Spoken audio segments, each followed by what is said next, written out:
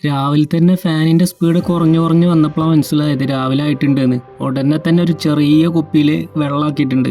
വെള്ളമില്ലാതെ നടക്കൂല, അമ്മാതിരി ചൂടല്ല ഇവിടെ. ചെറിയ ബോട്ടിലിൽ വെള്ളമാക്കിയിട്ട് നമ്മൾ പരിപാടി സ്റ്റാർട്ട് ചെയ്യാൻ പോവാണ്. റോഡിലൊക്കെ ആണെങ്കിൽ ഭയങ്കര ട്രാഫിക്കാണ്, ഒടുക്കത്തെ ബ്ലോക്ക്. ഇന്നിപ്പോൾ കേരള ബ്ലാസ്റ്റേഴ്സിൻ്റെ കളിക്ക് വേണ്ടിയിട്ട് എല്ലാവരും വെയിറ്റ് ചെയ്ത് നിൽക്കാവും. 30-ാം തീയതിയുള്ള മത്സരം 4:30. അപ്പോൾ ആ ഒരു മാച്ചിൽ എന്ത് വീഡിയോ ഇടണമെന്ന് നമ്മൾ കുറേ ആലോചിച്ചു. കുറേ ആൾക്കാർ സജസ്റ്റ് ചെയ്തു ആ ഒരു മാച്ചിൻ്റെ പ്രിവ്യൂവും കാര്യങ്ങളൊക്കെ ഇടണമെന്ന് പറഞ്ഞിട്ട്. ഈ ഒരു കൊടും ചൂടത്തും ടാക്സിൻ്റെ ഉള്ളത്തെ ആ ചെറിയൊരു എ സിയാണ് നമുക്കൊന്ന് ആശ്വാസമാകുന്നത്. കേരള ബ്ലാസ്റ്റേഴ്സ് ആദ്യമായിട്ടാണ് രാജസ്ഥാൻ യുണൈറ്റഡ് FC-യുമായിട്ട് ഏറ്റുമുട്ടുന്നത്. ഒരുപാട് പ്രതീക്ഷകളും സ്വപ്നങ്ങളുമായിട്ടാണ് ബ്ലാസ്റ്റേഴ്സ് ഈ ഒരു മാച്ചിനെ നോക്കിക്കാണുന്നത്. കാരണം നീണ്ട കാത്തിരിപ്പിനൊടുവിലാണ് കേരള ബ്ലാസ്റ്റേഴ്സിൻ്റെ ഒരു മത്സരം വരുന്നത്. എ സിയിലിരുന്ന് ടാക്സിയിലൂടെ ഇങ്ങനെ യാത്ര ചെയ്യുമ്പോൾ കേരള ബ്ലാസ്റ്റേഴ്സിൻ്റെ ഒരുപാട് ഓർമ്മകൾ മനസ്സിലേക്ക് ഇങ്ങനെ കയറി വരും. കർവൻസ് ബെൽഫോർട്ടും ആരോൺ ഹ്യൂഗ്സും ഇയാൻ ഹ്യൂമും സെഡ്രിക് ഹൺബർട്ടൊക്കെ കളിച്ചിരുന്ന ആ പഴയ കാലം ഇങ്ങനെ മനസ്സിലേക്ക് ഓടി വരികയാണ്. നിങ്ങളിപ്പോൾ ഒരു സ്റ്റേഡിയം കാണുന്നില്ലേ? ഇവിടുത്തെ ചരിത്രപ്രധാനമായിട്ടുള്ള ഒരു സ്റ്റേഡിയമാണിത്.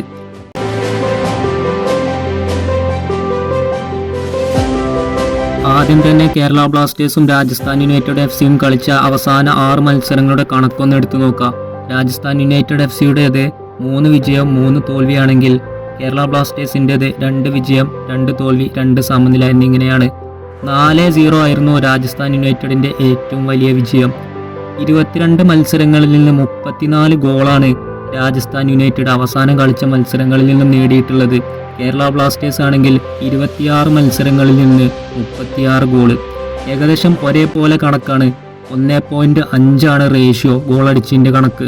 33 ഗോള് രാജസ്ഥാൻ യുണൈറ്റഡ് കൺസീഡ് ചെയ്തപ്പോൾ കേരള ബ്ലാസ്റ്റേഴ്സ് 39 ഗോളുകൾ കൺസീഡ് ചെയ്തു. കാരണം സ്വാഭാവികമാണ്, കേരള ബ്ലാസ്റ്റേഴ്സ് കൂടുതൽ മത്സരങ്ങൾ കളിച്ചിട്ടുണ്ട്. അതേപോലെ തന്നെ കേരള ബ്ലാസ്റ്റേഴ്സ് ഗോളടിക്കുന്ന സമയം എന്ന് പറഞ്ഞു കഴിഞ്ഞാൽ ഹാഫ് ടൈമിന് ശേഷമാണ്. ഒരു 75, 80, 85, 90 മിനിറ്റും. രാജസ്ഥാൻ യുണൈറ്റഡും അതേപോലെ തന്നെയാണ് അവരുടെ ഗ്രാഫ് കാണിക്കുന്നത്. ഏകദേശം 60, 75 മിനിറ്റുകളിലാണ് അവർ ഗോൾ സ്കോർ ചെയ്യുന്നത്. Rajasthan United FC 186 ഷോട്ടാണ് ടോട്ടലായിട്ട് അടിച്ചിട്ടുള്ളത്. അതായത് 8.45 ഷോട്ട് ഓരോ മത്സരങ്ങളിലും ആവറേജ് കണക്കെടുക്കുകയാണെങ്കിൽ കേരള ബ്ലാസ്റ്റേഴ്സ് 324 ഷോട്ടുകൾ അടിച്ച്, അതായത് 12.46% ആ ഒരു കണക്ക് എടുക്കുകയാണെങ്കിൽ റേഷ്യോയുടെ. ക്ലീൻ ഷീറ്റ് ആണെങ്കിൽ കേരള ബ്ലാസ്റ്റേഴ്സിന് അതേപോലെ തന്നെ രാജസ്ഥാൻ യുണൈറ്റഡ് FC-ക്കും ഏകദേശം ഒരേപോലെയാണ്. 6ഓളം ക്ലീൻ ഷീറ്റ് വന്നിട്ടുണ്ട്. രാജസ്ഥാൻ യുണൈറ്റഡ് FC-ക്കും ഏകദേശം അതേപോലെ തന്നെയാണ്. യെല്ലോ കാർഡ് ഫൗളിൻ്റെ ഒക്കെ കാര്യം എടുക്കുകയാണെങ്കിൽ കേരള ബ്ലാസ്റ്റേഴ്സിന് 56ഉം രാജസ്ഥാൻ യുണൈറ്റഡ് FC-ക്ക് 51.